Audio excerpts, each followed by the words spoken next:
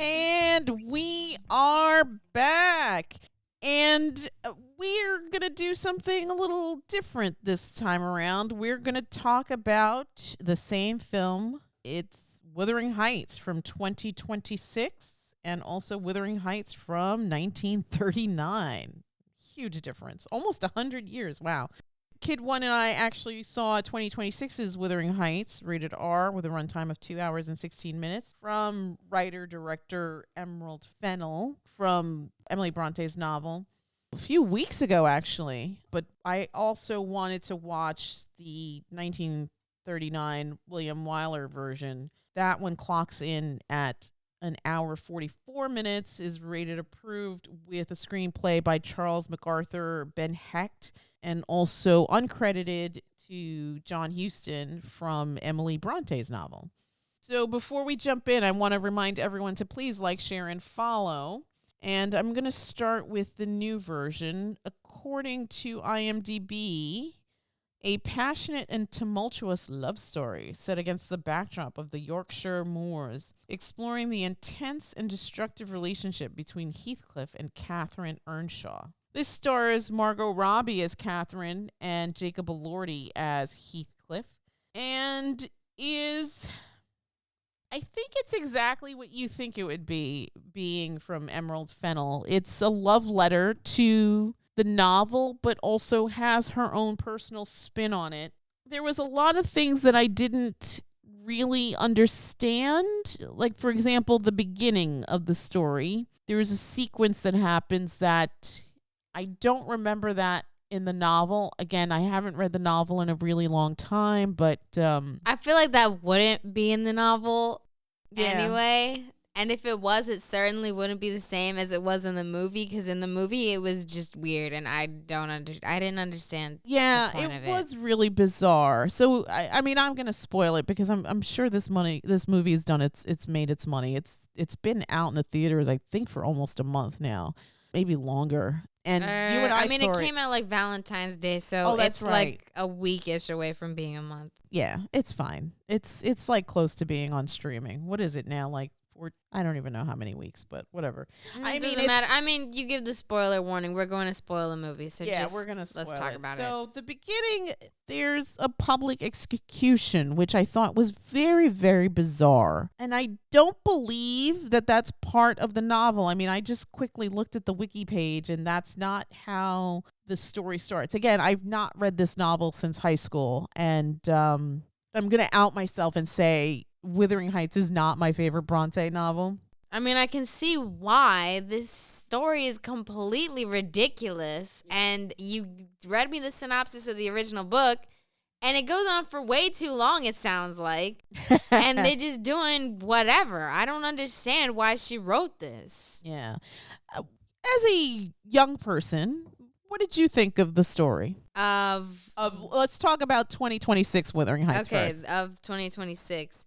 I walked out of the theater. It wasn't good. It wasn't the worst thing I'd seen. It was just kind of stupid. I've seen plenty of better romance movies. It just really didn't. I don't know. It didn't appeal to me in particular. Maybe yeah. it was for someone else. That's a fair synopsis. I agree with you. I think when I left the theater with you, it wasn't the worst thing I'd seen. It wasn't the best. I was kind of hoping for it to be a little worse, to be honest. Maybe that kind of disappointed me, because I was like getting all sorts of people like on my phone. I'd see people posting about how, this movie, as bad as you're imagining, it's going to be worse. And I was really excited. Like, I was talking to my friends like, oh, wow, I can't wait to see this movie. It's going to be terrible. And it was like, it wasn't even good at being terrible. Yeah. It was just...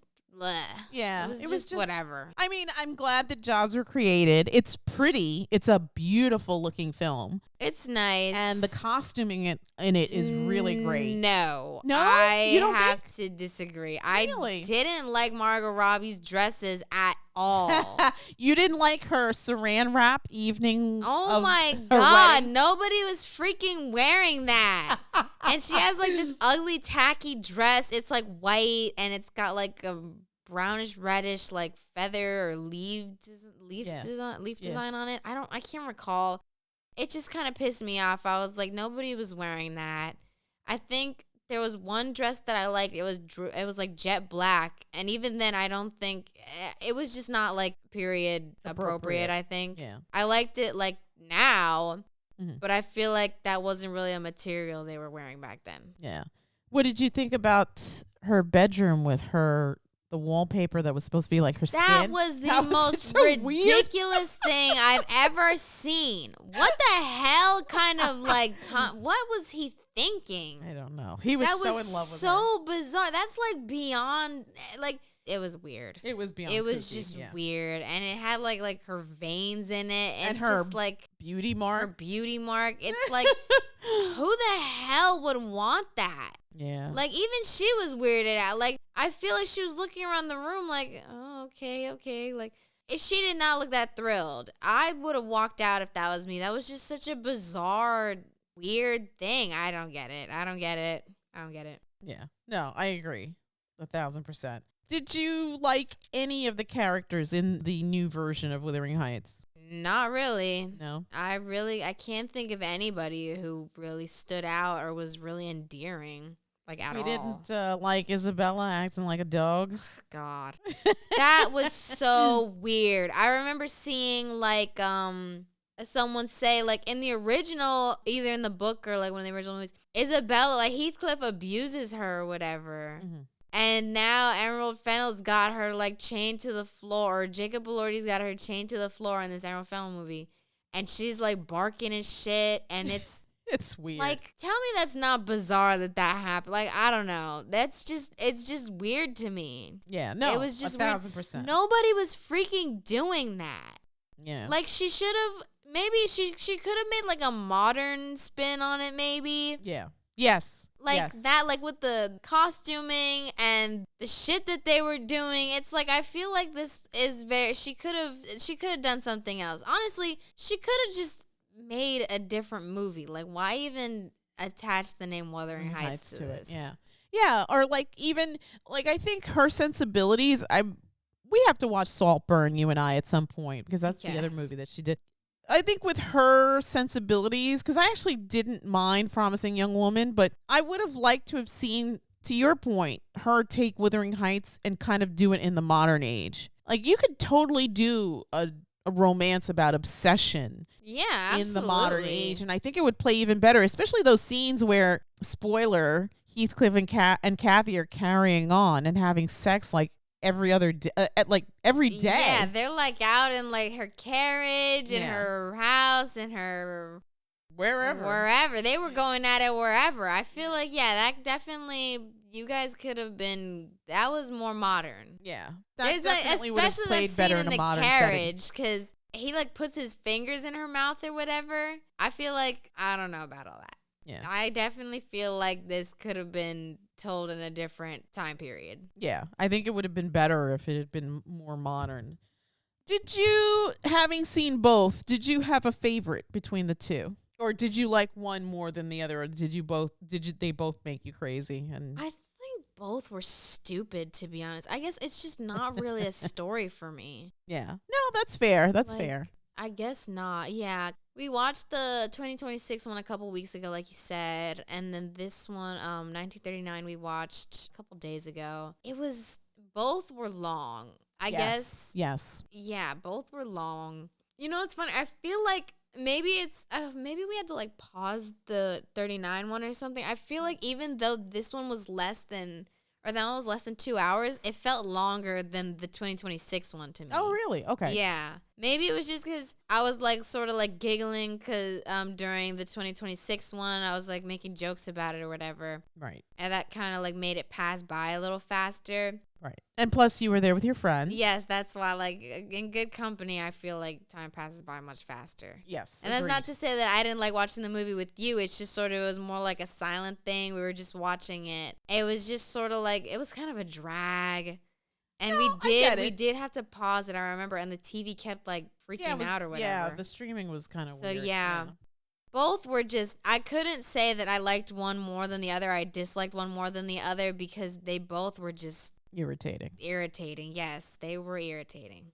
Did you like any of the characters at all? In both movies? In either, yeah. Definitely not in 2026, and probably not in 1939 one. Okay. None of them really. I guess none of them really stood out either. I guess the story was so bad that you couldn't even find anything to like about. I guess either not. of Like, them. yeah, Okay. it's stupid to me. Yeah. It's just really dumb to me. Okay. So really quick, let's talk about 1939. So I have to be honest with you. Of the two, I think I still like the 39 version better. I think it's more in line with the novel, and I feel like the sensibilities, obviously this is 1939, it's going to be a little bit more conservative. Way more conservative. And that's fine because, we're talking about England in a certain time frame. But it's interesting because the casting on this one is different. So you have one of the most beautiful women in early Hollywood, Merle Oberon. Yeah, she was gorgeous. Gorgeous. And so she's playing with Laurence Olivier. And we had seen this on the Turner app, I think. Did we? I thought. You know what? I think I saw it on the Turner app, but then when I saw it with you, I saw it on HBO Max. That's what it was. So, okay. Yeah, and then it started freaking. I'm pretty sure Max, that was the one that started freaking out, right? Yeah. And so did we? It wasn't through TCM, was it? Was there like an introduction by what's his face? Mankiewicz? Yeah. Yes, there was when you watched it. Right, because remember we started watching it and then we had to stop it, and then we went to the one on Max, right? So I think on like that. But yeah, you watched the host intro on TCM. TCM, right? So then on the TCM app, there was like this interesting little like backstory how originally when this film was being made, they had already cast Merle Oberon, and then they cast Laurence Olivier, who was a big deal.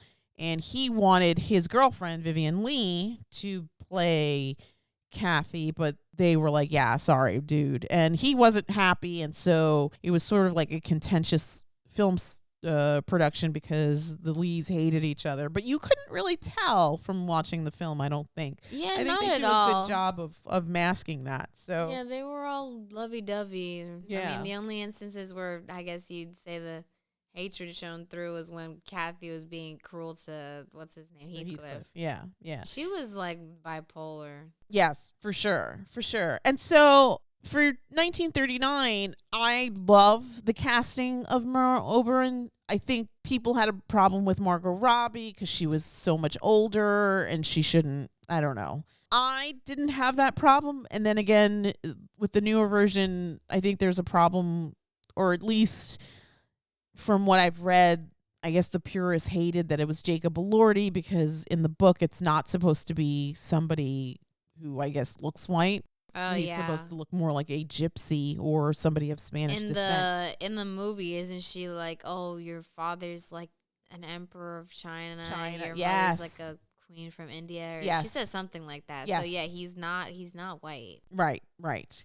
So it's interesting because in the 1939 version, you have more of an exotic casting of the female lead, but not so much the male lead. Although I guess because of the dark hair, I guess he could look Mediterranean. I don't know. I mean, I still think of Laurence Olivier with that voice as a British actor. And then in the newer version, you have Margot Robbie and Jacob Elordi, who are both Australian, I believe. And so They're Australian? I believe so. And so it's interesting that you have this casting, and now the discourse is, well, Jacob Elordi is a terrible casting choice and Margot Robbie is a terrible casting choice. But I don't know. I think performance-wise, Margot and Jacob did a decent job. I think it's just the source material is really not that interesting.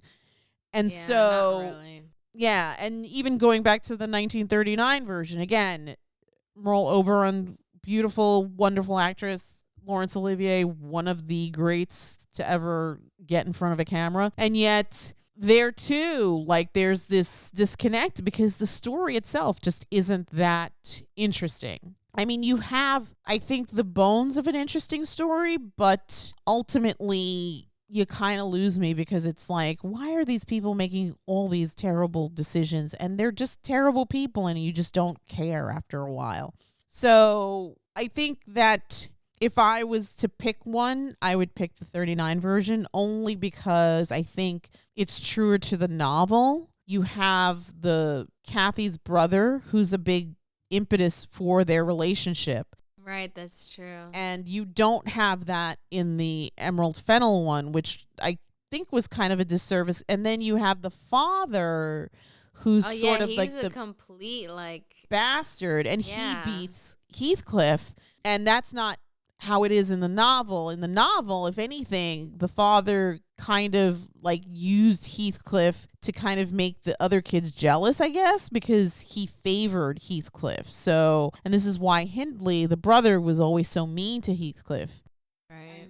In the original story, you see that sequence when the father dies. Hindley says, "You're not allowed to go into his room. He's not your father." Right, that's true. Even though when Mr. Earnshaw brought Heathcliff to the house, he wanted Heathcliff to be treated like an equal, like a sibling. So, yeah. So I think the 39 version is a little bit truer to the novel, whereas the 2026 version is kind of, to everybody's point, it's like fan fiction at that point. You're just making a film on this thing that you love, and that's fine, but you could have done it in any time frame. I think it would have been better for her to do it in the modern age. I mean, you could have, if you wanted to do an homage, you could have picked those names. You could have picked Kathy and Heathcliff and whatever. But I think leaving it in that time frame, you're doing it a disservice, because it's kind of, the bones of it are kind of interesting. It is a story about obsession. Yeah. And obsessive love has its place in the universe, obviously. I mean, we've been telling these stories since the days of the cavemen, drawing pictures on the cave walls. But I think here, it's just not that interesting. Again, Wuthering Heights, not my favorite novel, but the bones of it are interesting. I would love to see this remade in a modern setting with all the craziness. Yeah, because then it would make more sense. Yes. Like the whole weird pet play thing that Heathcliff and Isabella had going on. Yes, you could really explore that and just go whole hog on it. It would feel a lot more in place than in freaking 1801 or whatever year you said this takes place in. I agree. So the definitive Wuthering Heights may not have been made. I would love to see kind of what we all watched 10 Things I Hate About You, which is a great kind of ancestor to Descendant, sorry, thank you. Taming of the Shrew. Taming of the Shrew. Better than the original. Right. And even something like Emma, which is an Austen novel, which not my favorite, but still a good story. But I think even Clueless is even better than that. Yeah, Clueless is a really cute movie. Yeah. So there are instances where things are taken into a modern setting and they really excel, like those two properties. I think here I would love to see a filmmaker take this, bring it to the present day, and just go nuts. Just go because you really nuts. could. Because you could really, because the stuff that's in it's about obsession. So go crazy. Yeah, do go crazy. Whatever. I mean, I feel like we're living in the stupidest timeline, so this would all make sense. Literally, anything could happen today. Right. Like, anyone could do anything. You were a lot more limited back then. Not so much today, I feel like. Yeah. One of the few things that I really did like about the story, and again, now I'm going to just talk about the novel itself, was when, Heathcliff goes nuts, but when he's just so impacted by Kathy's death, where he's just yelling in the wind, I want you to come haunt me. Don't leave me. Should have just jumped off the roof or something. He was so annoying. God. Yeah, he wouldn't have been such a burden to young Kathy's daughter. Kathy, which is also just the who most winds up stupid marrying name. her cousin. Which God, is so bizarre. what the hell was Emily Brontë even doing? I don't know, girl. I don't know. So ridiculous. Yeah, this is not a good story.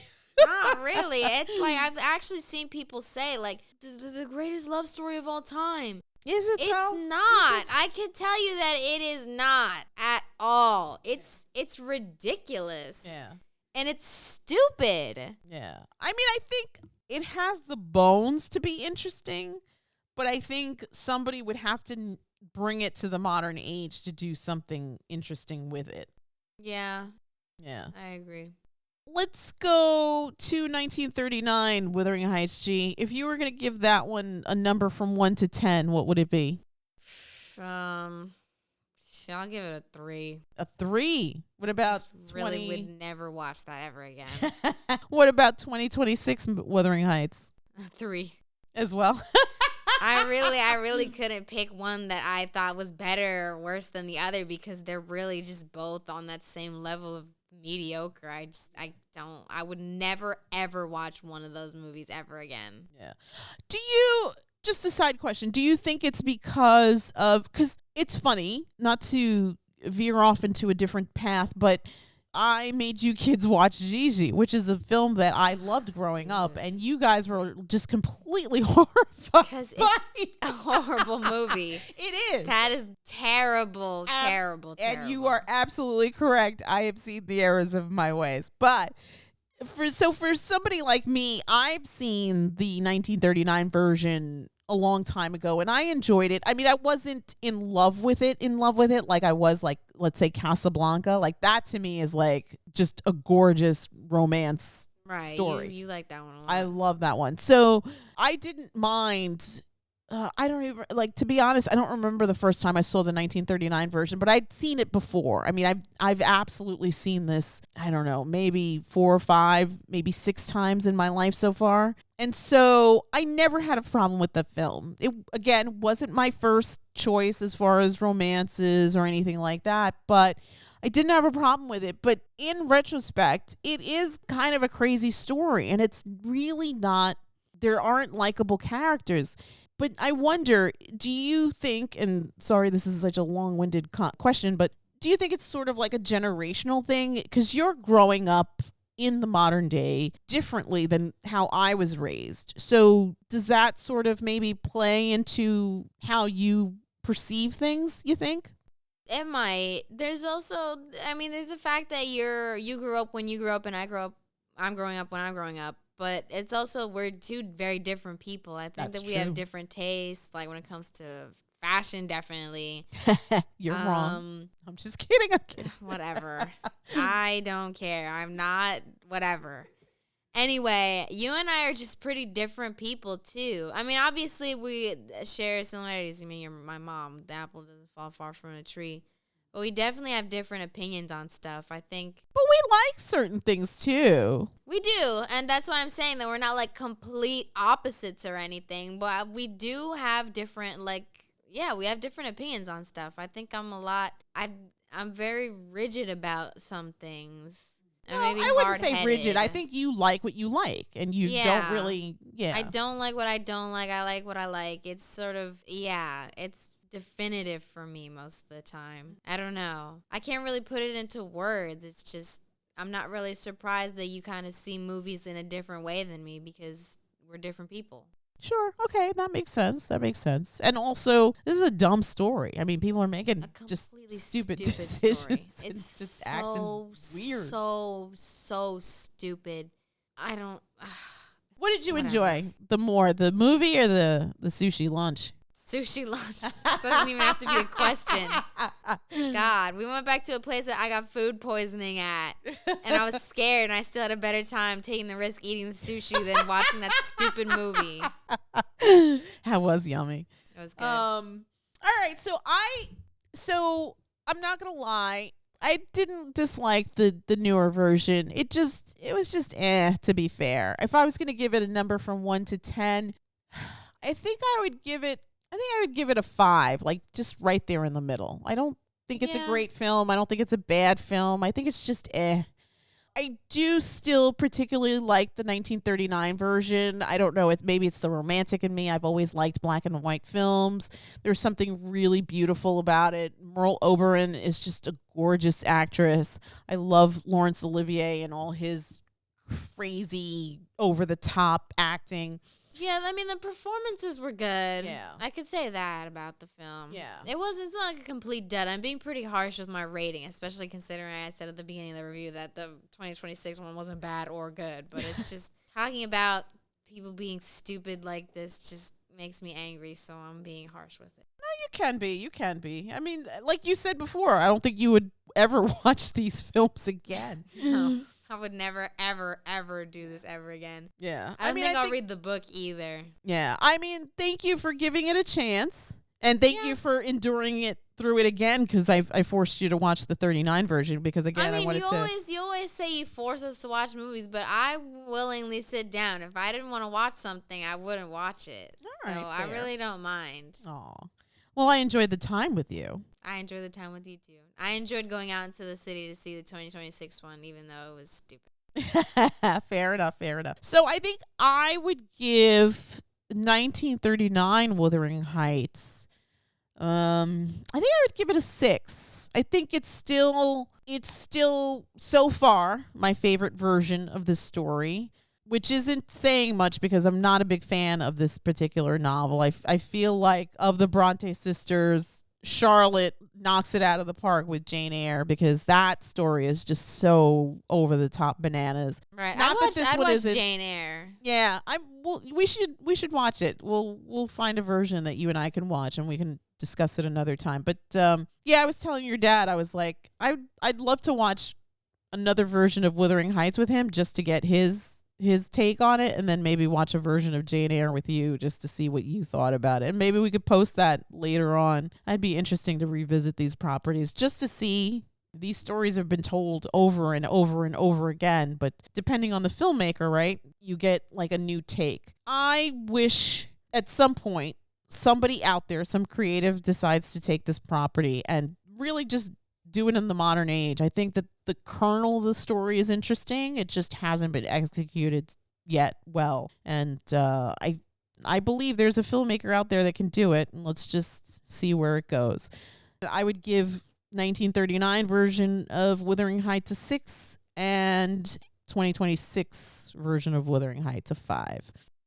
To everyone, we're going to drop the link in the blurb. If you can sponsor us for the Sleep Out, we'd totally love and appreciate it. And we're going to do some levels. I haven't priced it out yet, but if you donate a certain amount, we're going to invite you to do an episode with us, maybe a dedication. We'll see. I haven't worked out all the particulars yet, but if you're interested, again, we'll drop it in the blurb, and any amount is greatly appreciated. Covenant House is an organization that's existed since I was a young person, and they're doing amazing work to help disenfranchised and forgotten kids so that they have a better life. And I urge everyone to give what you can in this time to help young people just get through to tomorrow. It's an amazing organization, and they do really amazing work, and I can't say enough good things about it. All right, so before we wrap it up, I want to remind everyone again to please like, share, and subscribe, and we will return again with another review. Thank you for indulging us in our compare and contrast of 1939 Wuthering Heights and 2026 Wuthering Heights. And with that, we'll wrap it up and bid you all a good night. Good night.